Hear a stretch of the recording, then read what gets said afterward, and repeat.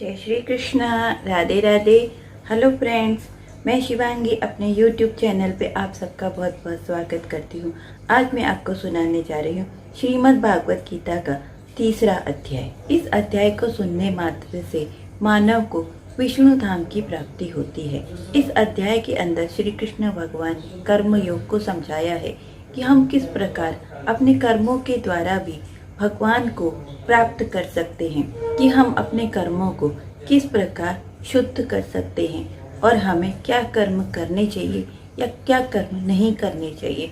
इस विषय में श्री कृष्ण भगवान ने अर्जुन को समझाया है। इस 3रे अध्याय का महात्मन भी आप लोग जरूर सुने। फ्रेंड्स, अगर आपने 3रे अध्याय का महात्मन नहीं सुना है तो आप इसका महात्मन जरूर सुने। मैंने इसके महात्मन की वीडियो बनाई हुई है, आप उस वीडियो को जरूर सुने। अगर हम श्रीमद् भागवत के अध्याय के सुनने के साथ साथ उसके महात्मन का भी श्रवण करें तो इसके जो पुण्य कर्म होते हैं वो दुगने हो जाते हैं। तो चलिए शुरू करते हैं 3रा अध्याय। चलिए सबसे पहले गणेश जी का स्मरण कर लेते हैं। ओम गंगणपते नमः, ओम गंगणपते नमः, ओम गंगणपते नमः, ओम गंगणपते नमः, ओम गंगणपते नमः। ओम परमात्मने नमः। 3रा अध्याय। इस पर अर्जुन ने प्रश्न किया कि हे जनार्दन, यदि कर्मों की अपेक्षा ज्ञान आपके श्रेष्ठ मान्य है तो फिर हे केशव, मुझे भयंकर कर्मों में क्यों लगाते हैं तथा आप मिले हुए से वचन से मेरी बुद्धि को मोहित सी करते हैं। इसलिए उस एक बात को निश्चय करके कहिए कि जिससे मैं कल्याण को प्राप्त हों। इस प्रकार अर्जुन के पूछने पर भगवान श्री कृष्ण महाराज बोले, हे निष्पाप अर्जुन, इस लोक में 2 प्रकार की निष्ठा मेरे द्वारा पहले कही गई है, ज्ञानियों के ज्ञान योग से और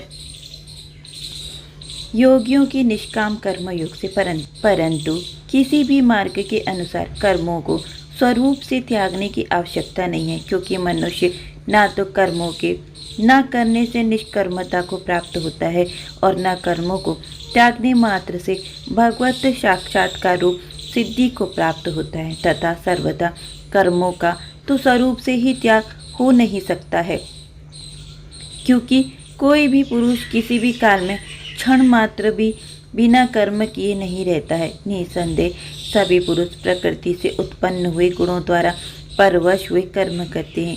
इसीलिए जो मूढ़ बुद्धि पुरुष कर्मेंद्रियों को हठ से रोककर इंद्रियों के भोगों को मन से चिंतन करता है वह मिथ्याचारी अर्थात दंभी कहा जाता है। और हे अर्जुन, जो पुरुष मन से इंद्रियों को वश में करके अनासक्त हुआ कर्मेंद्रियों से कर्म योग का आचरण करता है वह श्रेष्ठ है।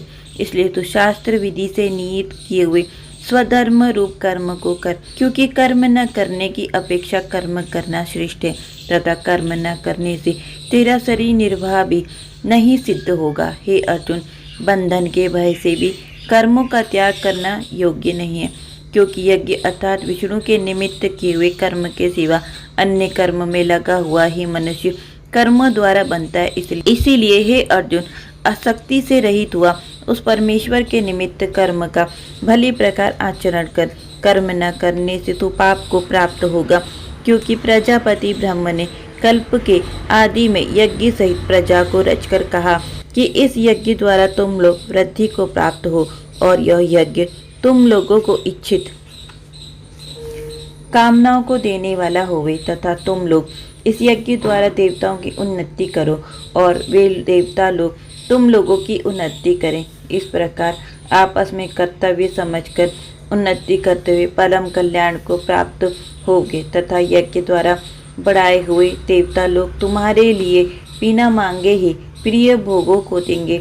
उनके द्वारा दिए हुए भोगों को जो पुरुष इनके लिए बिना दिए ही भोगता है वह निश्चय चोर है। कारण है कि यज्ञ से शेष बचे हुए अन्न को खाने वाले श्रेष्ठ पुरुष सब पापों से छूटते हैं, और जो पापी लोग अपने शरीर पोषण के लिए ही पकाते हैं वे तो पाप को ही खाते हैं, क्योंकि संपूर्ण प्राणी अन्न से उत्पन्न होते हैं और अन्न की उत्पत्ति वृष्टि से होती है तथा वृष्टि यज्ञ से होती है और वह यज्ञ कर्मों से उत्पन्न होने वाला है तथा उस कर्म को तू वेद से उत्पन्न हुआ जान, और वेद अविनाशी परमात्मा से उत्पन्न हुआ है।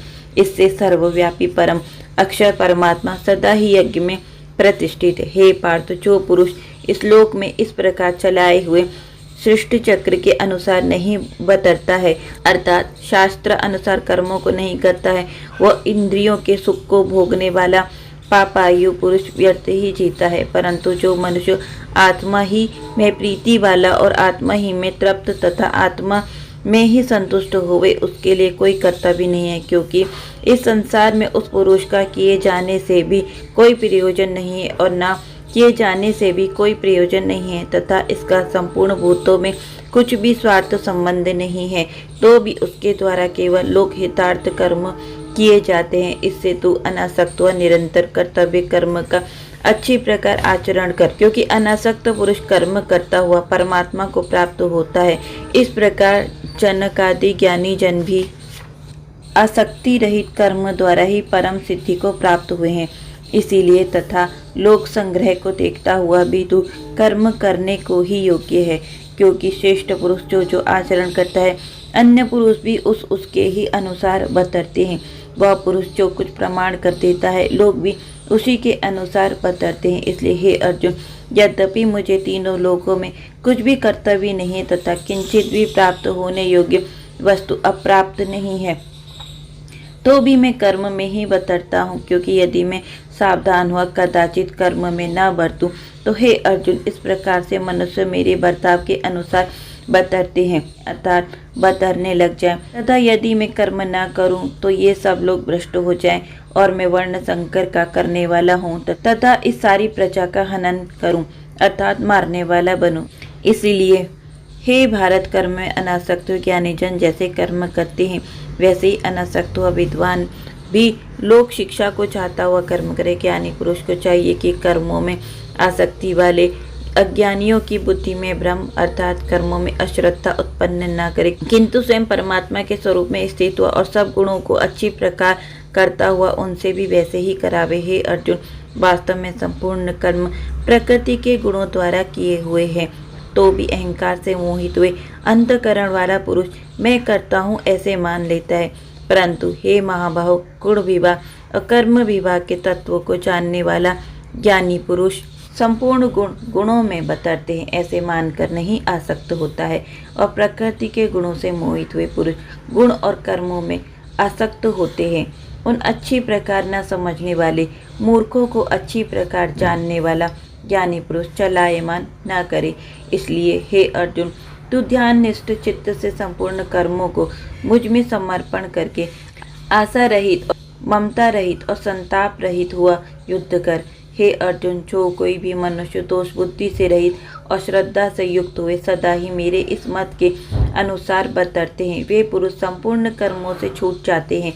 और जो दोष दृष्टि वाले मूर्ख लोग इस मेरे मत के अनुसार नहीं बतरते हैं, उन संपूर्ण ज्ञानों में मोहित चित्त वालों को तू कल्याण से भ्रष्ट हुआ ही जान, क्योंकि सभी प्राणी प्रकृति को प्राप्त होते हैं, अर्थात अपने स्वभाव से परवश हुए कर्म करते हैं। ज्ञानवान भी अपनी प्रकृति के अनुसार चेष्टा करता है, फिर इसमें किसी का हट क्या करेगा। इसलिए मनुष्य को चाहिए कि इंद्रियों के अर्थ में अर्थात सभी इंद्रियों के भोगों में स्थित जो राग और द्वेष उन लोगों के वश में नहीं होवे, क्योंकि इनके वे दोनों ही कल्याण मार्ग में विघ्न करने वाले महान शत्रु हैं। इसलिए उन दोनों को जीतकर सावधान हुआ स्वधर्म आचरण करे, क्योंकि अच्छी प्रकार आचरण किए हुए दूसरों के धर्म से गुण रहित भी अपना धर्म अति उत्तम है। अपने धर्म में मरना भी कल्याणकारक है और दूसरे का धर्म भय को देने वाला है। इस पर अर्जुन ने पूछा कि हे कृष्ण, फिर भी वह पुरुष बलात् लगाए हुए सदृशना चाहता हुआ भी किससे प्रेरा हुआ पाप का आचरण करता है। इस प्रकार अर्जुन के पूछने पर श्री कृष्ण महाराज बोले, हे अर्जुन, रजोगुण से उत्पन्न हुआ यह काम ही क्रोध है, यह ही महाअशन अर्थात अग्नि के सदृश भोगों से न तृप्त होने वाला और बड़ा पापी है। इस विषय में इसको ही तू वैरी जान। जैसे धुएं से अग्नि और मल से दर्पण ढका जाता है, जैसे जेड़ से गर्भ ढका हुआ है, वैसे ही उस काम के द्वारा यह ज्ञान ढका हुआ है। और हे अर्जुन, इस अग्नि सदृश न पूर्ण होने वाला काम रूप ज्ञानियों के नित्य बहरी से ज्ञान ढका हुआ है। इंद्रिया, मन और बुद्धि इस काम से वास स्थान कहे जाते हैं और यह काम इन मन, बुद्धि और इंद्रियों द्वारा ही ज्ञान को आच्छादित करके इस जीवात्मा को मोहित करता है। इसलिए हे अर्जुन, तू पहले इंद्रियों को वश में करके ज्ञान और विज्ञान का नाश करने वाले इस काम पापी को निश्चय पूर्वक मार। और यदि तू समझे कि इंद्रियों को रोककर काम रूप बैरी को मारने की मेरी शक्ति नहीं है, तो यह तेरी भूल है, क्योंकि इस शरीर से तो इंद्रियों को पर श्रेष्ठ, बलात् और सूक्ष्म कहते हैं, और इंद्रियों के पर मन है, मन से भी पर बुद्धि है, और जो बुद्धि से भी अत्यंत पर है वह आत्मा है। इस प्रकार बुद्धि से पर अर्थात सूक्ष्म तथा सब प्रकार बलात् और श्रेष्ठ अपने आत्मा को जानकर और बुद्धि के द्वारा मन को वश में करके हे महाबाहो, अपनी शक्ति को समझकर इस दुर्जय कामरूप शत्रु को मार। इति श्री भगवद गीता रूपी उपनिषद एवं ब्रह्म विद्या तथा योग शास्त्र विषय श्री कृष्ण और अर्जुन के संवाद में कर्मयोग नामक तीसरा अध्याय पूरा हुआ। इस प्रकार यहाँ पे श्रीमद् भागवत गीता का तीसरा अध्याय पूरा हुआ। तो फ्रेंड्स, आपने देखा श्रीमद् भागवत गीता का तीसरा अध्याय कितना अच्छा है और भगवान श्री कृष्ण ने कर्म के बारे में अर्जुन को कितनी अच्छी तरीके से समझाया है। फ्रेंड्स, आप भी इन बातों को अपने जीवन में जरूर पालन करेंगे। आपको श्रीमद् भागवत गीता का तीसरा अध्याय कैसा लगा मुझे कमेंट बॉक्स में जरूर बताना, और मेरा वीडियो अच्छा लगा हो तो इसे लाइक, सब्सक्राइब और शेयर जरूर करना। जय श्री कृष्ण। राधे राधे।